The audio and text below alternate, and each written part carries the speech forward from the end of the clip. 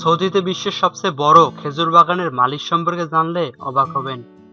চলছে মুসলিম উম্মার জন্য ইবাদতের শ্রেষ্ঠ মাস মাহে রমজান। খেজুর মুসলমানদের কাছে অতি প্রিয় ও পবিত্র ফল একটি। রমজান মাস আসলে এর ব্যাপক চাহিদা দেখা যায়।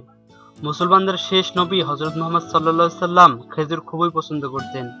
সৌদি আরবের সর্বত্রই খেজুর গাছ দেখতে পাওয়া যায়।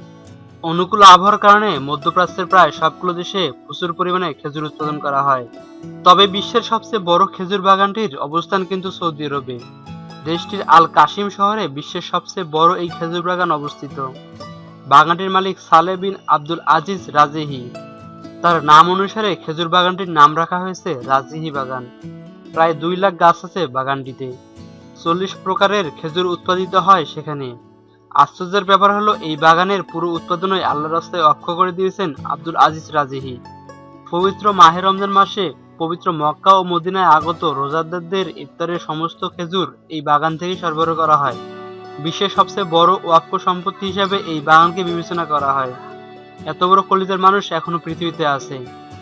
হে ভিউয়ার্স, বিশ্বের সবচেয়ে বড় খেজুর বাগানটি আল্লাহর রাস্তায় ওয়াক্ফ করে দিয়ে আব্দুল আজিজ কাজটি কিরকম করেছেন, আপনার কি মনে হয় তা জানাতে অবশ্যই কমেন্টস করুন। ভিডিওটি ভালো লেগে থাকলে অবশ্যই লাইক, কমেন্ট এবং শেয়ার করতে ভুলবেন না।